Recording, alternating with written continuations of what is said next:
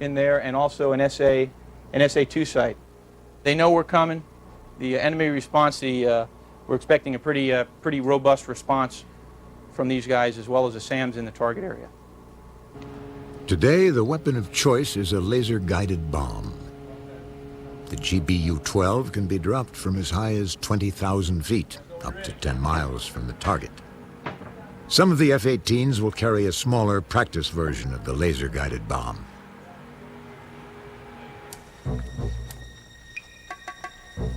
As day breaks, the weather looks clear. After walking 20 miles over harsh terrain, the SEALs reach the weapons factory, undetected. They confirm that mines are being produced and radio back to the Kitty Hawk. Charlie Tango, sea vital. Now the bombs are loaded.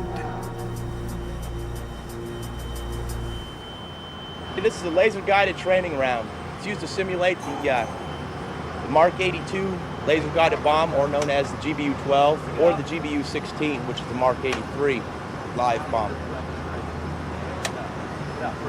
The pilot will select it in the aircraft, and then he will, when he finds his target, there will be someone down there will be illuminating the target. This will pick it up, pick up the laser illumination. He can guide this weapon into the target from the illumination he's getting from the guy who's putting the laser on the target. Right there you've got a good designation right there. Pilots prepare for today's run by reviewing past missions. Lieutenants Pam Carroll and Greg Harris are two of the F-18 pilots. It's the energy's getting dissipated by the clouds. One of the reasons I chose the Navy was, besides having a lot of family in it, the Navy gave the women the best chance to fly tactical jets. Even though we didn't do a combat tactical mission, we were allowed to fly A-7s and A-4s and things like that. I joined up to the Navy just to hopefully to get to fly a jet, and I was successful and got to do that. Got assigned to the squadron BFA 22 and been cruising ever since.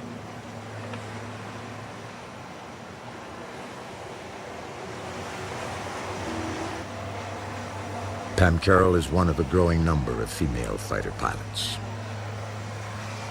Having Pam and Jamie and all the other pilots in the air wing now, it's old hat. It's pretty much passé at this point.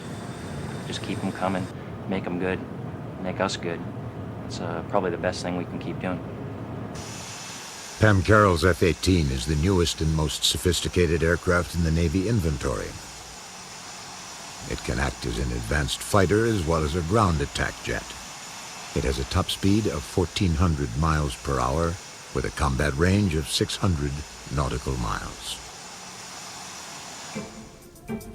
The SEALs must now wait until the Kitty Hawk's jets are within range before marking the target with the laser beam.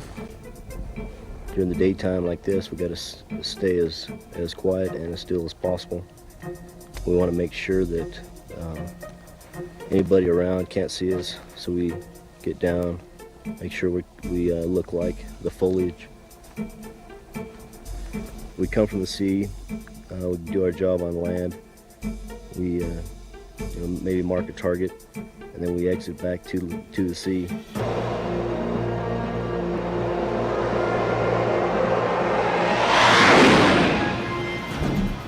150 miles away, the F-18s take off from the Kitty Hawk.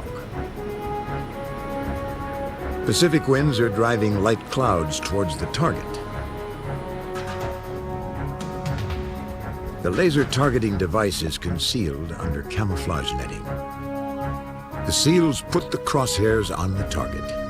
The laser beam can illuminate targets at distances great enough to allow the SEALs to remain undetected, far from the enemy. Roger, mark target. Mark it. When the pilots give the order, the SEALs activate the laser's deadly accurate beam. The pilots wait for their bombs to lock onto the laser signal reflected from the target. But something's wrong. There's a problem. The weapons don't lock up. The clouds have gotten in the way. With fuel running low, the planes must return to the ship.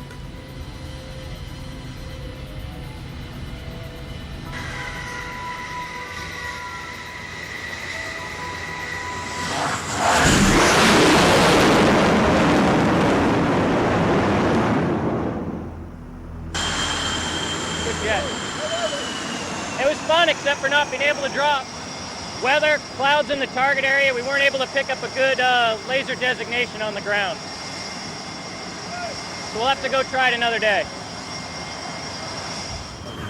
The one hole in the area we thought we could get into and dive in between it, and the laser spot just wasn't strong enough between all the clouds. Too much moisture in the air. You can see the airfield and all that stuff. You can see all the volcanoes. And you roll in and the cloud is right there and you're like, I just want to go a little farther to the north. And you can't. You can only get down to around 16, 17,000 feet to dive. Cloud-wise, you couldn't get quite around there. Seals are on the ground. They're all ticked off.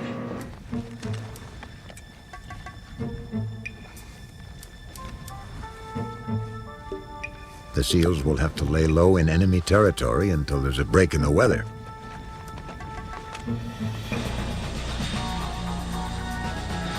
After 2 days, the skies are clear.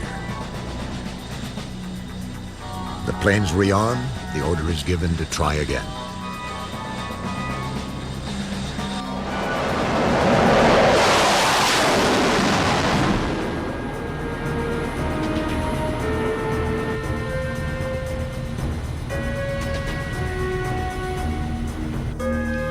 Mark it.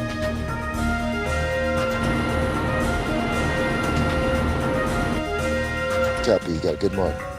Clear skies, solid lock, direct hit.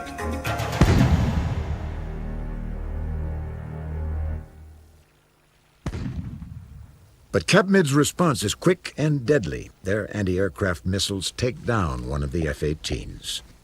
The pilot ejects over enemy territory. Mayday, Mayday, this is Boomer 1, over. Boomer 1, this is Sea Lion, over. I want you to move 100 meters south of your position, over. I copy, south 100 meters, over.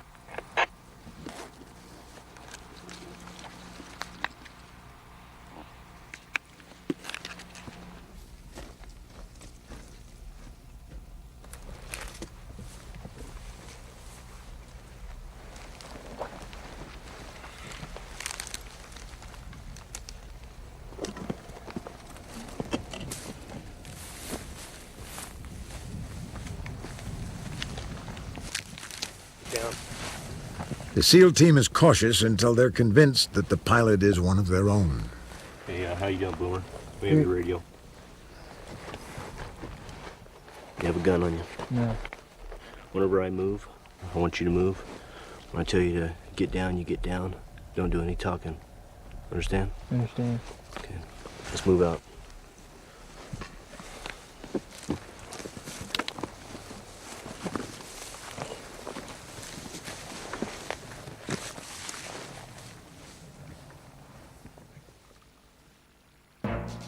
After CAPMID's early success in the air battle, this round goes to Pacifica. The weapons factory is destroyed, a substantial loss for CAPMID forces. But Pacifica believes some supply ships may have sneaked out of port carrying munitions to commandos in Pacifica territory. Pacifica then ups the ante by closing her territorial waters. The USS Lake Erie, playing the role of a CAPMID destroyer, challenges Pacifica's right to control navigation by sailing into the restricted sea lanes. Unknown warship, why are you in Pacifican territorial waters? This is Pacifican patrol boat. Over. Get a hold of the captain, we're being queried.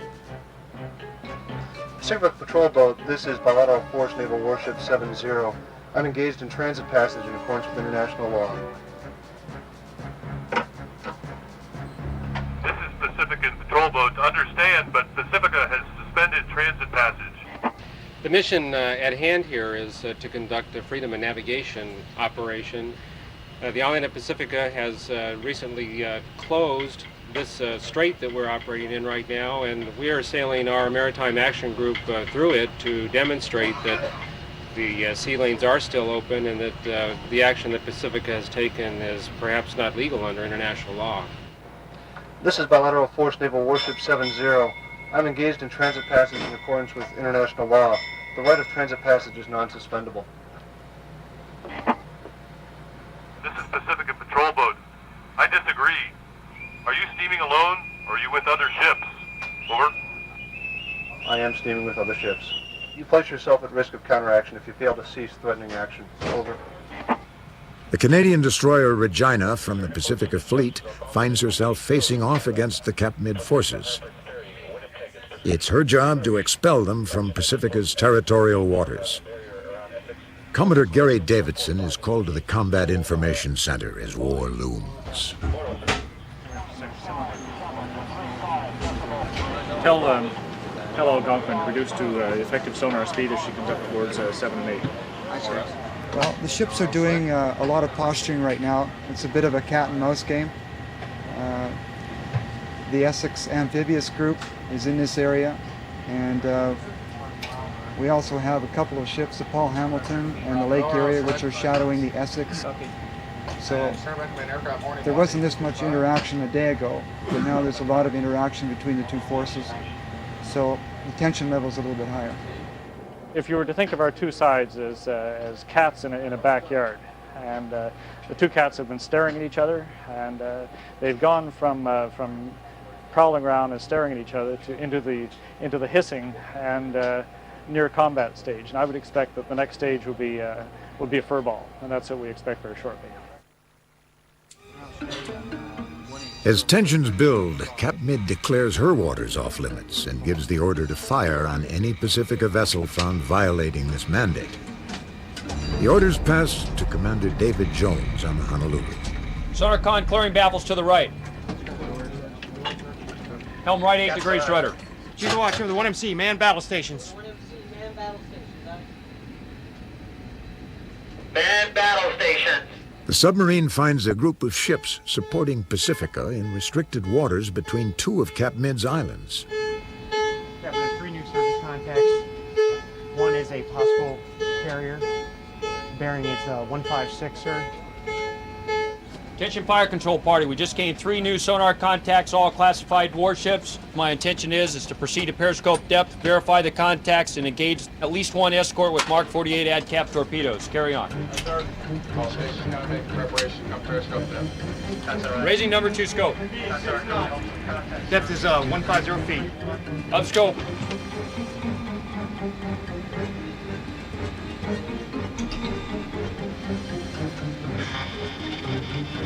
ESM con testing early warning receiver. Sorry, test early warning receiver. Test that. So, all stations con proceeding to periscope depth.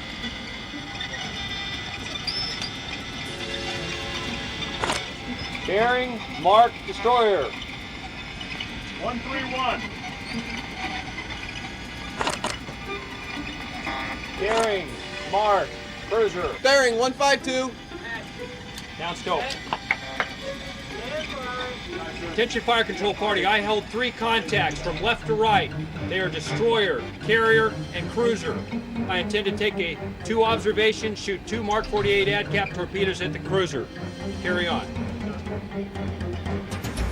Launching a torpedo is a sophisticated process. First, the torpedo has to be loaded in the torpedo room by personnel. Cables have to be hooked up. The weapon is turned on in the torpedo room and then given to control.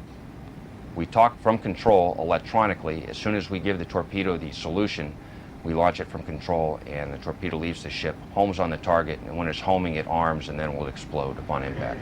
Weapons officer, make 2s 1 through 4 ready in all respects with the exception of opening the outer doors. The Mark 48 torpedo has a sophisticated digital guidance system which allows it to evade defensive countermeasures. Traveling at 55 knots, it can hit a target 23 miles away. Captain, the weapon is ready. Very well. Shoot on generated bearing. Set. Stand by. Stand by. 3, 2, 1, shoot. Fire.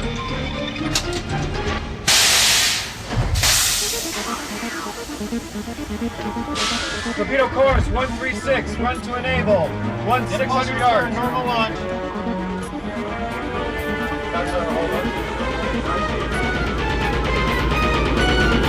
It's a hit. Bearing Mark cruiser. Cruiser is hit. Smoke. Advantage seems to change sides with each encounter. Having sunk a Pacifica destroyer, now Cap Mid has the upper hand. There's no helicopter activity in the air. CTF 170, this is CTF 173.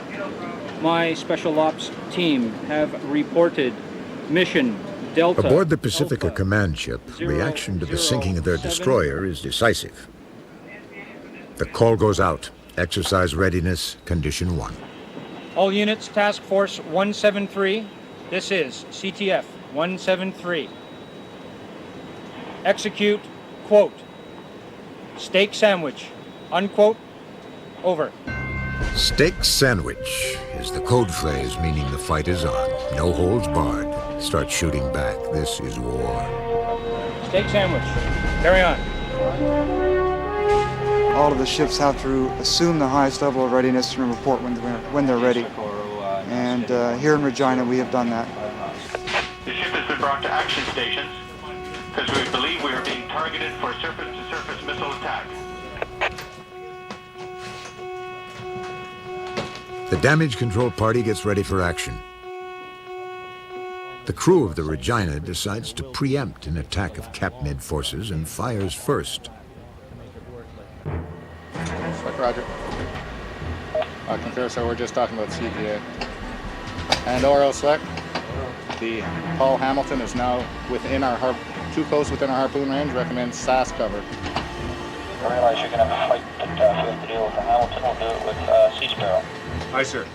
Swick Ordo, take Lake Erie. She fires her Sea Sparrow missiles.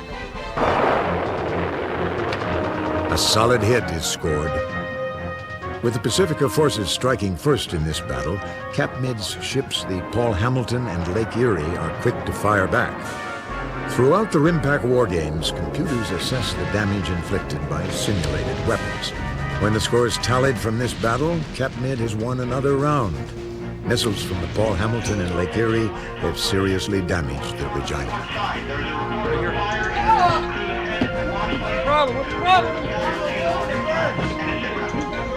The Regina emergency party rushes into action. They fight simulated fires and rescue the wounded. All part of the RIMPAC exercise to prepare forces for the day the weapons, the damage, and the casualties are all real. Attacking the fire! After all was said and done, it looks like both Paul Hamilton and Lake Erie were assessed as kills. And they are completely out of action for the next 6 hours. But Regina also paid the price, and we are also assessed as a kill, so we're out of action now for 6 hours. All 3 ships engaged in the battle are considered sunk. Cap-Mid has lost 2 ships, the Paul Hamilton and the Lake Erie. Pacifica has lost 1, the Regina. During all exercises, we make it realistic. We do that particularly for the training of the crew. We make the process you see looks realistic. The only things that don't happen is we never actually launch an exercise or a real weapon, and it never really hits. Briefing now, we're going to walk around... Back in the Indy, the Cap-Mid side outlines a new attack. Strike leader, Lieutenant Commander Michael Scavone. Call sign, Hitman. The only weather that's going to be in question is always out there at the actual PTA area where we're dropping the bombs. They want you guys dropping on that target right there. That's target number 10. Today's bombs are being dropped as target practice, aimed at coordinates on the barren volcanic bombing range. The intent of this mission is to sharpen the aerial skills that might one day be called on to destroy a real target. Carrying live ordnance always increases the risk on any mission. I can't stress this is not a real massive coordinated strike, guys. It's going down there, getting the weapons off safely. Don't let anyone pressure you into doing something you don't think is safe. Everyone understand that concept. Except for you and me, Bo. We're going to go on there and press till the end. The mission will be flown in a fleet of A6 intruders. It's basically 12 years of flying this thing now, and I've enjoyed every last minute of it. It's been hard. It's been strenuous on the family life. It's not anything most sane people would want to do in their life, but just about everybody in here absolutely loves what they're doing and would not have traded a single flight in the A6 for anything else that they could have been doing at that time.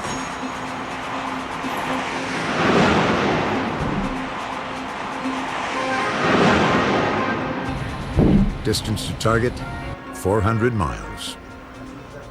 So what we're going to do is take 5 aircraft that are loaded up with 500 and 1,000-pound bombs, We're going to have support from F-18s, F-14s, S-3 tankers, and an E-2, all to get us down for a 400-mile strike. Drop off these bombs in a coordinated type of attack for the maximum amount of damage in the smallest amount of time. With 5 weapons racks, the A-6 can carry between 4,000 and 6,000 pounds of bombs on typical carrier missions. We got everybody airborne pretty much on time, and we joined up overhead. To make this long run and extend the time over target, the planes refuel mid-flight. 6,000 pounds of new fuel will give Lieutenant Commander Scavone an additional 45 minutes in the air. Heard the F-14s check in, get ready to start taking their gas. We went out and did our tanking, everything was going smoothly. We pressed down in our 2 planes to check out the weather situation and ID the target. Got set up to drop the bombs, have them fall 2,000 feet, explode when they impacted.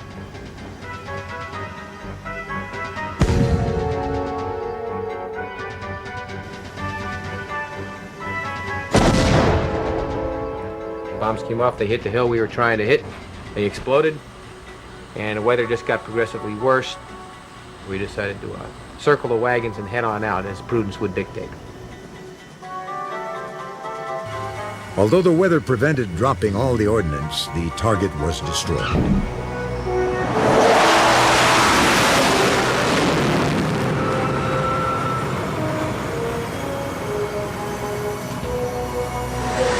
all the flights I've ever done, that was one of them. Oh yeah. It wasn't perfect, but heck, we made it back, didn't we? That's one good thing. Different. Definitely different.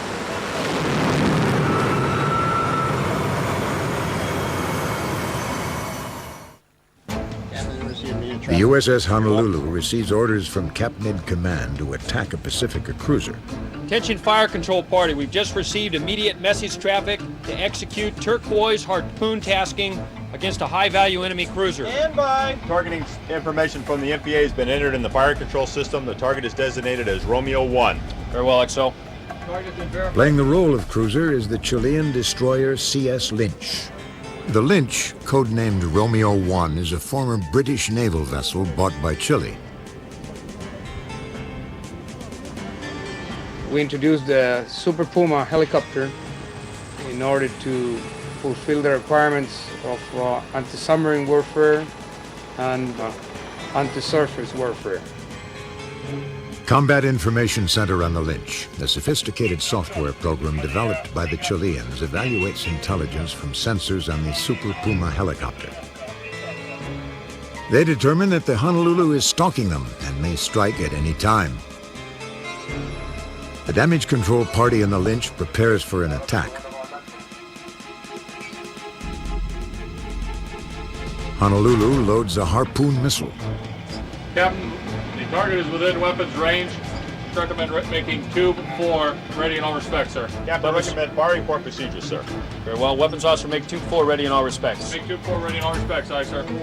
Firing point procedures, harpoon, tube 4, Romeo 1. Tube 4, Romeo 1, aye, sir. The target is within weapons range. The harpoon loaded and tube 4 is ready for launch. Aye, sir. On the Lynch, readiness and effective fire control may mean survival. Incendio, sala bomba, popa, extinguido.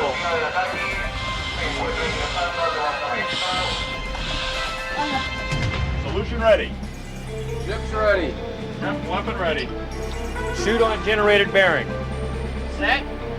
Stand by. Shoot. Fire.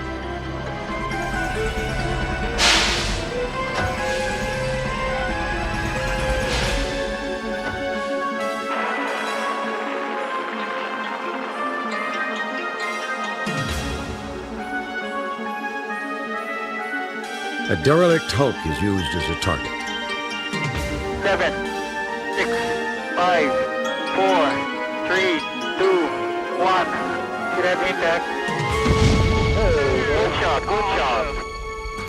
Smoke and flames from the cruiser. Cruiser is slowing down. Oh yeah, that did some pretty good damage to it. The cruiser is burning and sinking slowly. He's listing to port about 20 degrees. In the battle, Cap-Mid forces suffer no losses, while Pacifica's allies lose a valuable cruiser. Now Cap-Mid has the upper hand.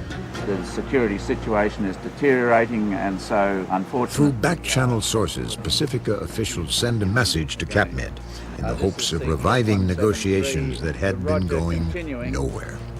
CTG 173.2. Do you copy? Over. After 4 days of war at sea, both sides have suffered significant losses and are forced to reevaluate their positions. But soon Cap-Mid would suffer the most damaging loss of the RIMPAC games. A Pacifica Forces submarine breaks through the Cap-Mid battle group defenses and fires 3 direct hits into the hull of the aircraft carrier Independence, the heart and soul of the Cap-Mid fleet. Fuego! Fuego!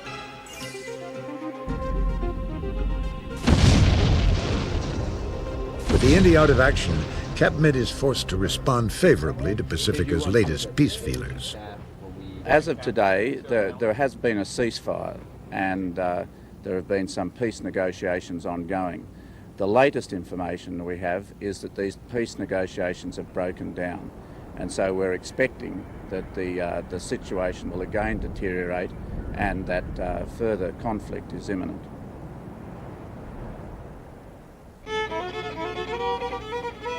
As the sun sets on the 2 battle groups, an uneasy ceasefire now quiets the night.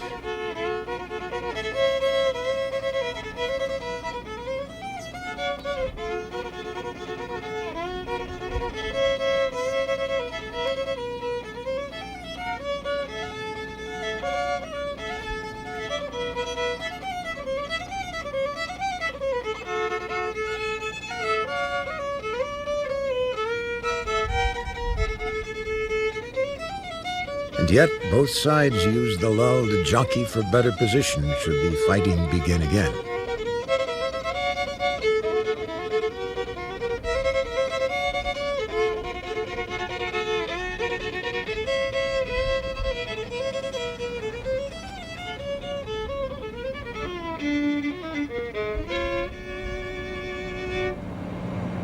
My guess is hostilities are starting to pick up. I have not seen the intelligence messages yet, but I anticipate things flaring up, so we're prepared as necessary if we need to do an assault ashore or if we need to send Marines ashore via helicopter. We're ready for that.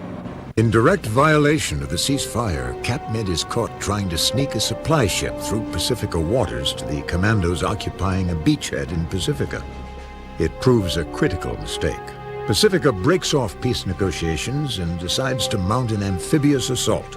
I'd like to, again, as we have in the past, before going ashore to conduct an operation, ensure that we have a good understanding, Navy Marine Corps team, on what the entire plan is for the landing on the beach tomorrow.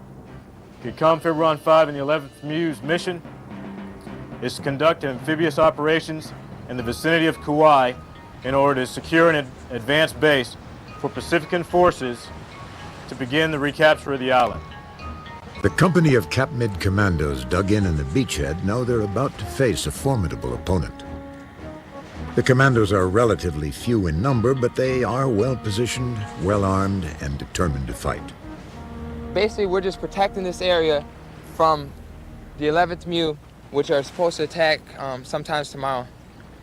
Right here we have a machine gun bunker.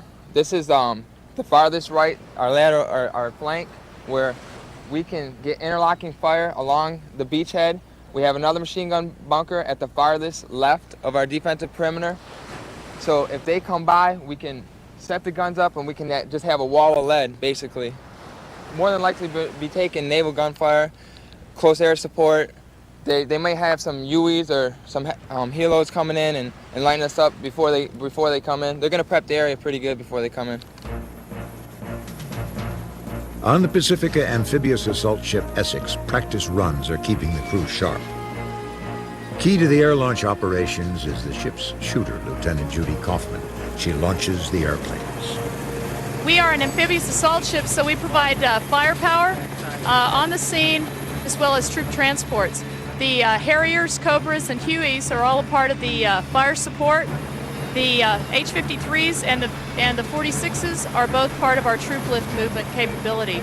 The CH-46 transport helicopter will face enemy fire to get Marines close to the action. It has a range of 150 nautical miles and a cruising speed of 120 knots.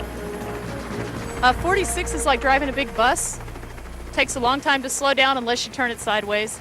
And you can take a whole lot of people to the mission, get them there, and that's it's a pretty neat aspect of it. The others are the Hueys, the little workhorses is what they are. They're amazing aircraft. They can only carry 13 people at the most, but they have a very good lift capability, and they'll fly through most anything that you can put them through. It's like a little sports car. The Huey will be used for reconnaissance and specialized transport. Cobra gunships will escort and troubleshoot for the troop transport helicopters. The Harrier is a fighter-bomber. What makes the Harrier different from the other aircraft or the other fixed wing like the F-18 and F-15s, the Harrier has the ability to land vertically and take off in short distance and land in short distance. The Harrier is highly maneuverable. Its vertical landing and takeoff capability is crucial where there is no airstrip. It's like the engine will put out 23,000 pounds of thrust, and the plane only weighs 14,500 pounds. So it's just natural physics. When you can put that much thrust in the engine, it's going to be able to lift up.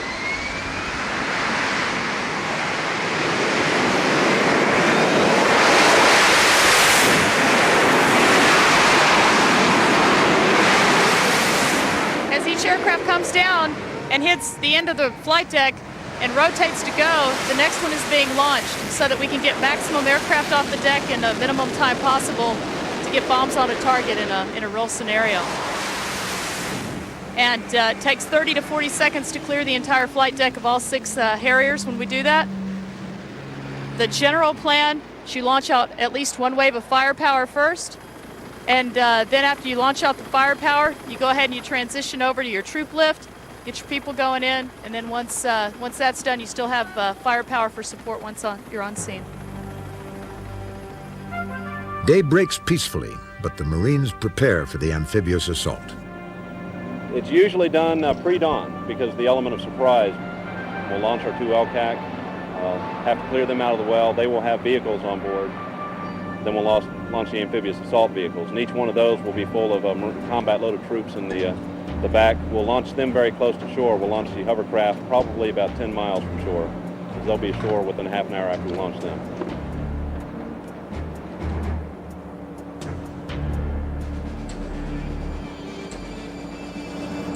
Make sure you get the backs of your necks. They say that we're getting smarter. I myself look in the mirror, I don't see it very much, but the point of the matter is I'm a grunt, and I'm kind of partial to grunts. And no matter how many computers you have or lasers, whatever, a guy's still got to go in there in the weeds and chew some dirt, you know?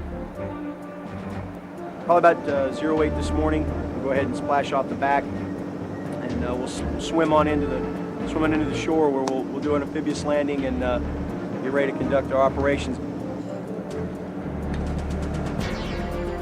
The Marines will mount a 3-pronged attack to surround, capture, and destroy the CAPMID Commando Force. The first Marines will be dropped by CH-46s behind enemy lines to secure a position surrounding the commandos. Next, an amphibious force will be sent to a lightly defended area to the west. The third and most dangerous phase of the maneuver is the beach landing.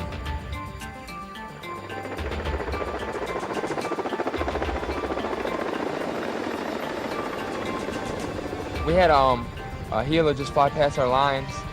They're probably just doing some aerial recon on us, seeing what they're in for, basically.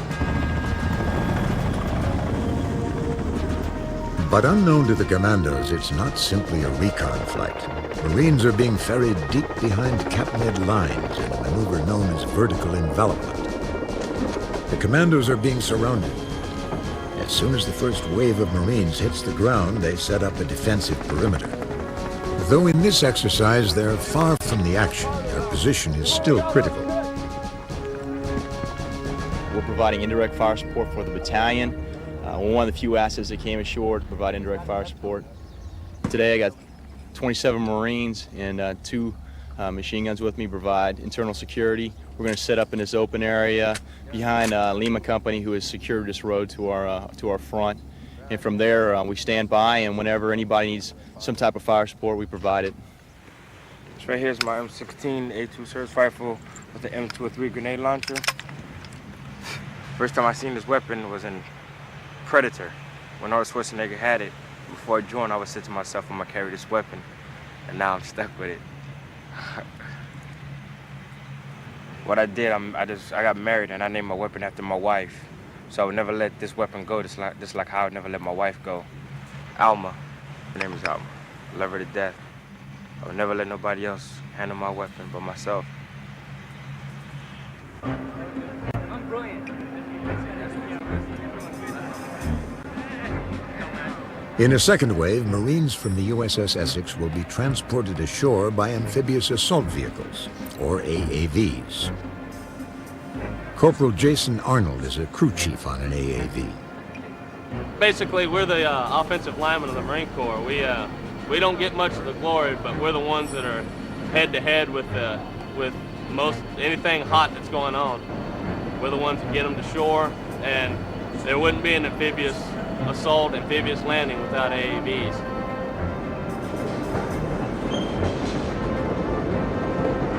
The AAVs weigh quite a bit. They don't make much sense if you look at them as far as something that would float. They don't even look like a boat. It's a big armored mobile home. We're capable of doing everything that a tank can do as far as a tracked vehicle, but we're capable of going in water.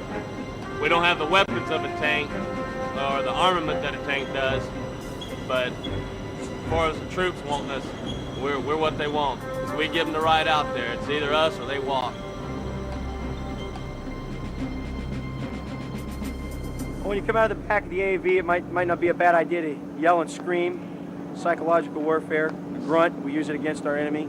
Maybe he thinks we're a little bit crazier than we are. Something like a, ah! Something like that, definitely. The back of the AV, we call it the dungeon, and rightfully so. It's hot, and you get very sweaty. It's dark, and it's definitely a feeling of solitude. You're locked in there. You're locked in there. Some people call it the coffin as well. AAV, stand by, stand by. Stand by the splash, This is Battle Gator, steer course 090 degrees true for the beach, over. Stand by to mark. Splash, splash, splash the AAV. The AAVs are the first to go. Stand by to mark. The faster LCACs will catch up with them for a coordinated beach landing. When they go off the back of the ship, they go completely underwater, and the water comes in like crazy, so it's kind of scary, but they're all right. They're not bad. It's a rough ride, though. A lot of Marines lose their lunch, so to speak.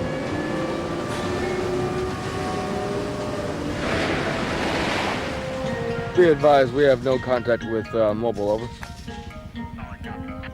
8 out.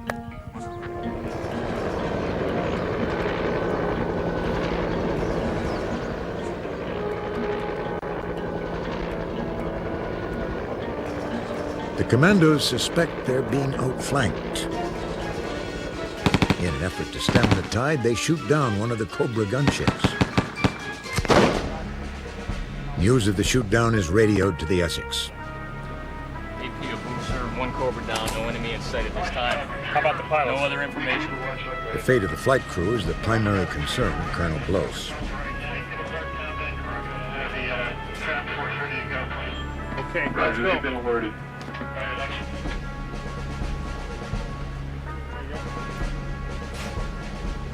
Okay, we got to get everybody assembled here. They're inbound to pick up the trap determination team. 2, you got an update on this? Last known location was AP attack position Abu. We don't have a condition of the crew. I can anticipate when the aircraft goes down, they're going to have some injuries. You have a stretcher standing by? Field speeding, sir. let's make sure we understand what the situation is. Was it a shoot down? Was it a mechanical failure? We haven't determined that yet. We need to be talking with the Air Mission Commander returning and find out what the status of the aircraft is. 5 minutes ago, the aircraft went down. Is located at Habu.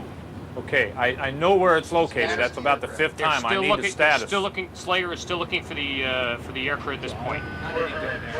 I need to find out the status of that aircraft. If it's a burning hulk right now and there are no survivors, I don't know that we need to send others in harm's way immediately. The aircraft is down at Habu. It's a complete loss. 2 aircrew they're in pretty good condition. Slayer is talking to them. Enemy situation in the area is unknown at this time. They don't see any defenses. Injuries they're not certain about, but they think they're ambulatory. They're talking to them. I'll coordinate getting that draws alive from the CCO. The guy with the head you shouldn't have to carry. The guy with the leg can do the fastest means possible. What we need to do is get in, get the 2 crewmen, and get out. A medevac helicopter is sent to bring the aircrew back to medical facilities on board the Essex. In the CIC, the progress of the invasion is plotted. They're directing a contingent of AAVs and CH-46s to a beach far to the northwest of the commandos.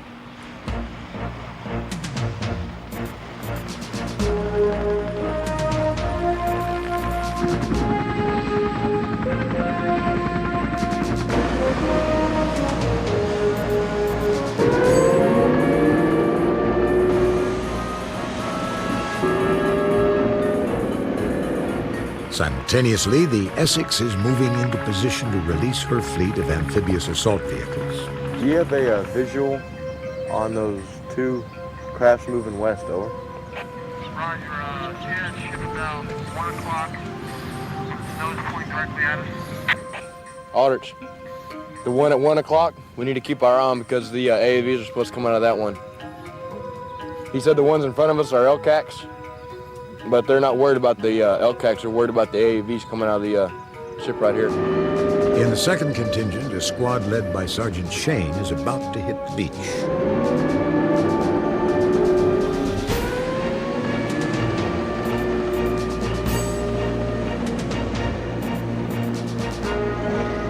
They land to the northwest of the commandos in a lightly defended area. Let's go.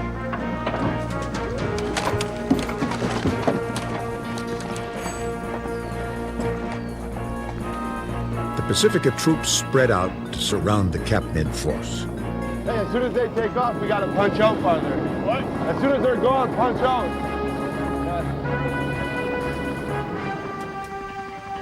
That's affirmative. They are moving towards the first ship, over towards the middle, over. Back with the main Cap Mid commando force. Roger, 8 out. You really can't make out what we have right now, but they look like LCACs because they're kicking up a lot of debris from the water. Request a updated position on the LCACs. LCAC 43 and 79. One red one, this is red 10. Meanwhile, Sergeant Shane's squad moves towards their objective, a Cap Mid arms warehouse. What's going on? What we got is we have the road up here, building over here. Lieutenant has a sniper covering the building. Recon team went out around, make sure it was the right building we're supposed to be covering.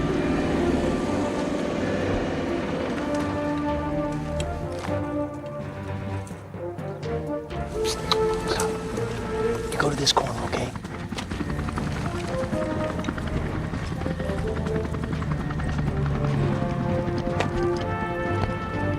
Update on the LCACs. Have they reported into Iron Gator yet? Go right down the line.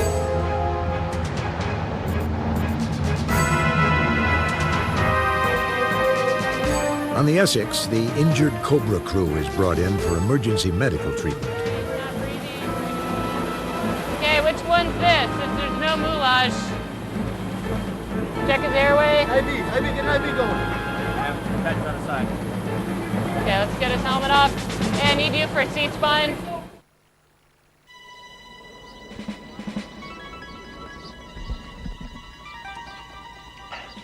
All right, right now we're pushed up, we're in a defensive posture. Hunkered up against this building right here. We got this road right in front of us. We're covering the southbound part of this road that we can see.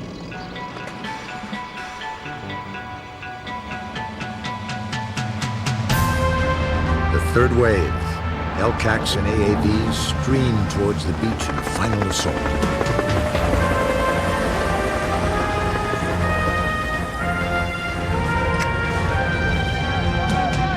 Go right down the line. As soon as they get out, start popping. Hurry up, Aldrin.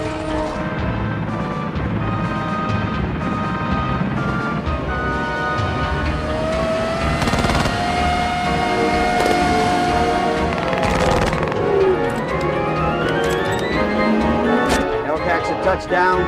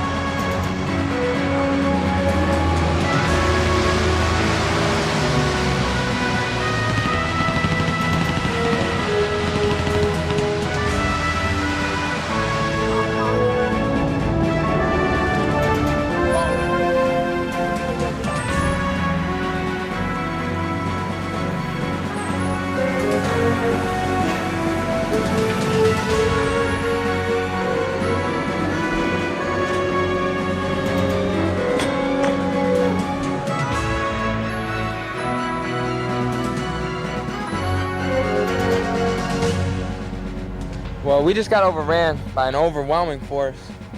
We got approximately 50 Marines here. 11 Amtraks just landed on the beach, full of about, I'd say about 10 Marines per Amtrak. They hit us with everything they had.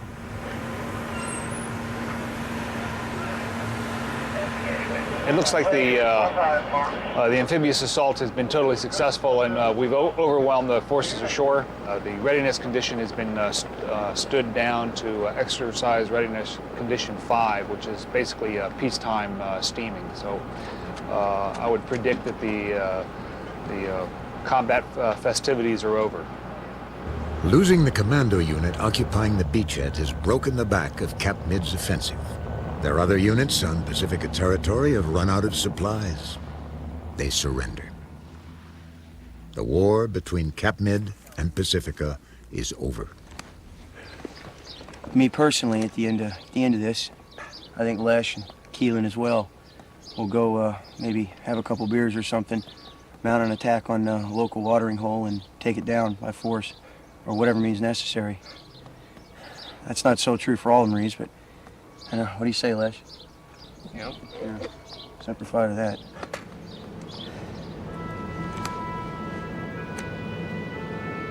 For 10 days, the military forces of 6 diverse nations came together to fight a mock war.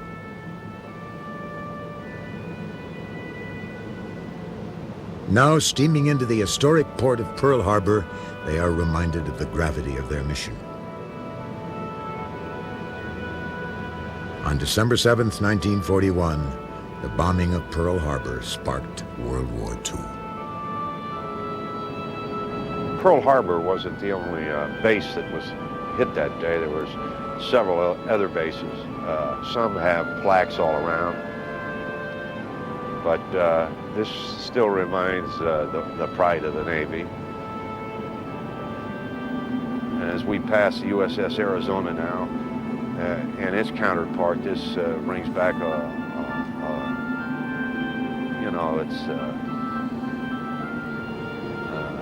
brings back a lot of.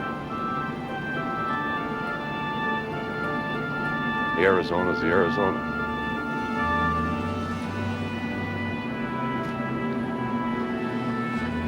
God forgive me for not knowing the right amount, but there's probably 2,500 men still buried there. You know, the Arizona is, it's everything out here. You know, it's the Lincoln Memorial. It's everything right here.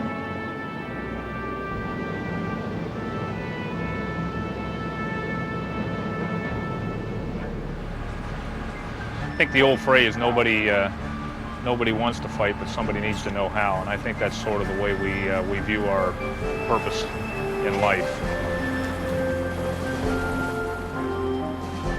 Perhaps the single most important element of the RIMPAC series is the opportunity to get to know our allies face to face.